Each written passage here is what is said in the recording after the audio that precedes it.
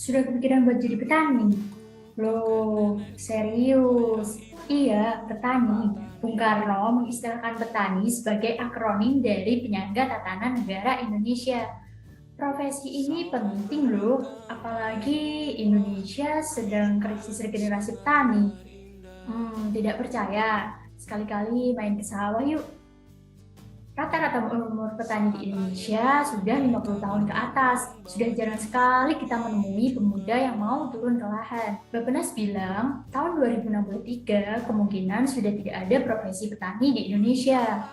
Menurut data Bappenas yang diambil dari tirto.id, tahun 1976, profesi pekerja di Indonesia di sektor pertanian adalah 65,8. Lama-lama turun menjadi 28% di tahun 2019.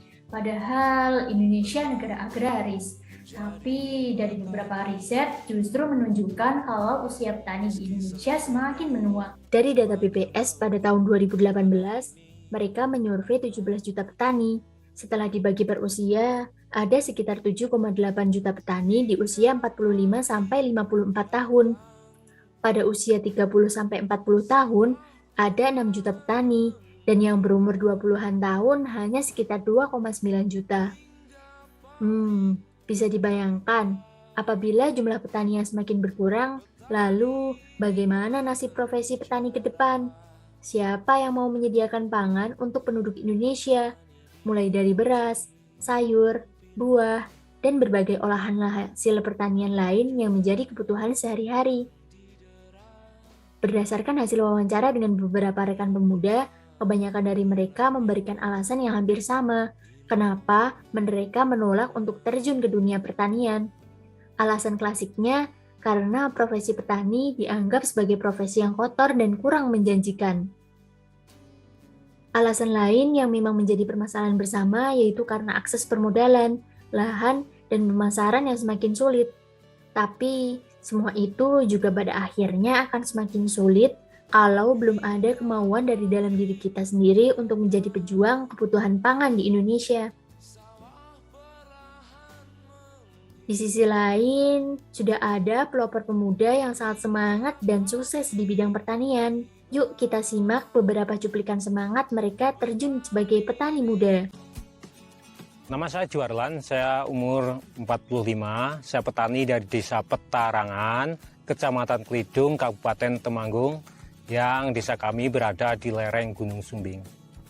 Kalau saya sama istri jelas kompak lah. Saya juga alhamdulillah, saya sebagai petani, istri saya juga cinta sama kerjaan tani. Jadi setiap saya ke lahan, dia kadang juga ngikut, membantu saya di lahan, dan itu menumbuhkan semangat saya sebagai seorang suami itulah.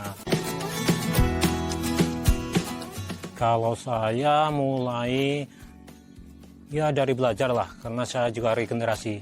Jadi dari dulu dari bapak saya, kakek saya, itu dari kakek moyang saya lah. Dari dulu memang sudah nanam bawang putih. Tahun 2000-an itu memang harganya kurang, harganya pun untuk petani sangat merugi itu. Jadi kita petani ganti tanaman yang lain. 2017, 2018 itu kami ya katakanlah untunglah dengan harga-harga yang di kisaran dari bawang basah, bawang cabut itu di kisaran 10 sampai 15, sehingga untuk pembibitan atau bibit benih itu waktu tahun 2018 itu mencapai 80.000.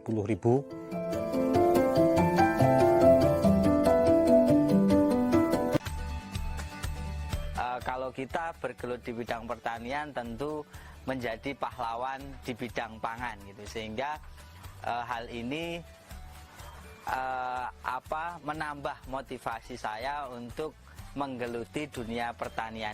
Zaman dulu itu kan orang bertani mungkin untuk kebutuhan pangan untuk keluarganya atau untuk diri sendirinya masing-masing gitu kan. Cuman kalau sekarang kita bertani itu ya bisnis, karena emang itu profesi kita gitu. Dalam artian ketika kita melakukan atau terjun di dunia pertanian dan berprofesi sebagai petani, kita juga harus dapat keuntungan dari kita melakukan bertani tersebut. Nah, gimana milenial? Sebenarnya sangat menarik bukan menjadi seorang petani?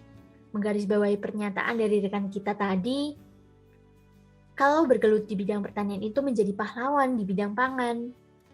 Jadi petani itu berat, tapi menjadi petani adalah pekerjaan yang menyediakan pangan bagi kita semua. Hingga pabrik datang, sawah